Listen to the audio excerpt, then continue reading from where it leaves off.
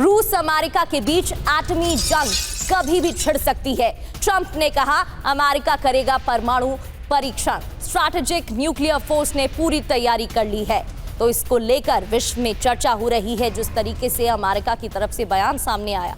दूसरी ओर पुतिन भी क्लियर कर चुके हैं कि अगर इस तरीके का परीक्षण होता है तो पुतिन पीछे नहीं रहेंगे। बढ़ते आगे, अमेरिका के रक्षा मंत्री पीट हेग्सेथ ने बयान दिया अमेरिका के पास दुनिया के सबसे घातक परमाणु हथियार है। एक तरीके से मैसेजिंग देने की कोशिश की जा रही है, चेताने की कोशिश की जा रही है, बताने की कोशिश की जा रही है कि अगर किसी भी तरीके से डैमेज किया गया तो उसका अंजाम अच्छा नहीं होगा। अमेरिका के रक्षा मंत्री पीट हेग्सेथ ने यह बयान दिया है। तो अमेरिका के पास दुनिया के सबसे घातक परमाणु हथियार है। इससे पहले डोनाल्ड ट्रंप का बयान आप सुन रहे थे जहां उन्होंने ये क्लियर किया है कि अभी वो ये नहीं बताएंगे कि क्या रणनीति है, लेकिन प्लान जरूर तैयार है, ये साफ नजर आ रहा है।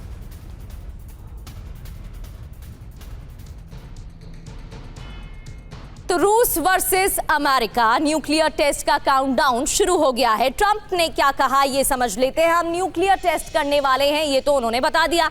वो टेस्ट कर रहे हैं तो हम भी करेंगे। ट्रंप का ऑर्डर क्या है? युद्ध विभाग को एटमी परीक्षण की तैयारी का आदेश दिया गया। सबसे ज्यादा और आधुनिक हथियार का परीक्षण करें, ये भी क्लियर किया गया है।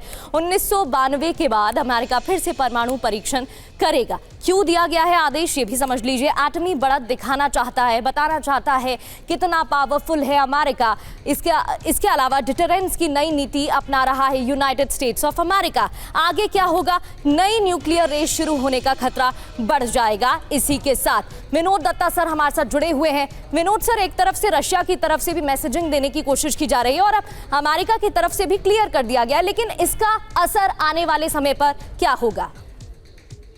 देखिए, अमेरिका शायद इस गलतफहमी में है कि उसका मुकाबला किससे है। आज की तारीख में भी रशिया की जो इन्वेंट्री है, न्यूक्लियर इन्वेंट्री, वो सबसे ज़्यादा है विश्व में। और जिस तरह की मानसिकता या जिस तरह की लीडरशिप स्टाइल पुतिन साहब रखते हैं, शायद उसका अंदाज़ा ट्रंप साहब ने नहीं किया है। उन्होंने उनको अंडर एस्टिमेट किया हुआ है।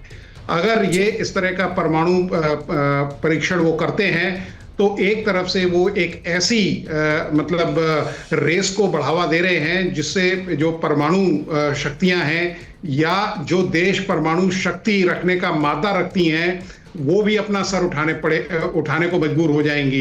अमेरिका को कोई हक नहीं पहुंचता कि वो ईरान को मना करे कि साहब आप न्यूक्लियर फैसिलिटी मतलब डेवलप नहीं कर सकते और मैं बदस्तूर अपने न्यूक्लियर जो इन्वेंट्री है उसको बढ़ाता जाऊंगा या इस तरह के परीक्षण करता जाऊंगा।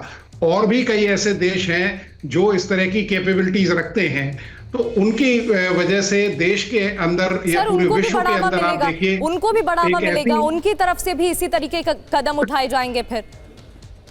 बिल्कुल ठीक कहा, क्योंकि वो भी इस बात को एक कहते हैं ना प्रेसिडेंट समझ के देश अपने सर उठाना शुरू करेंगे और एक ऐसी आर्म्स रेस को बढ़ावा मिलेगा जो पूरे विश्व के लिए बड़ी घातक होगी।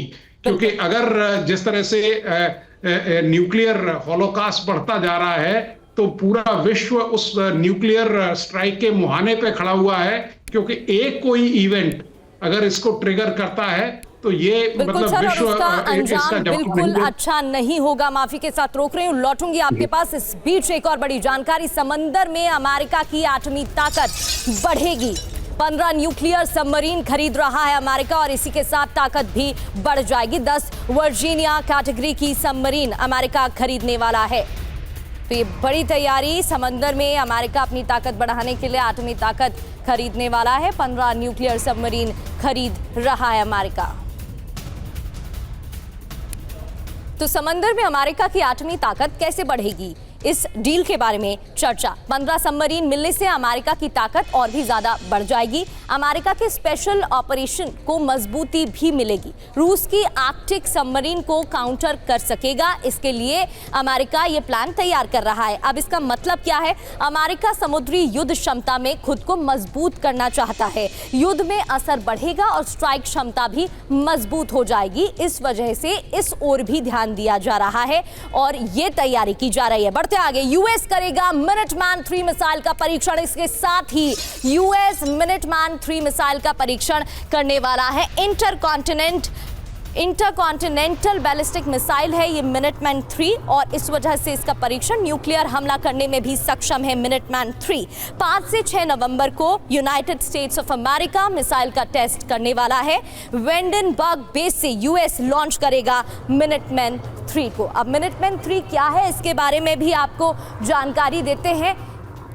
क्यों इसकी ताकत के लिए बातचीत हो रही है, क्यों इसका परीक्षण होने वाला है, ये भी समझ लेते हैं। क्या है मिनटमैन 3? लंबी दूरी की बैलिस्टिक मिसाइल है, न्यूक्लियर हमला करने में भी सक्षम है।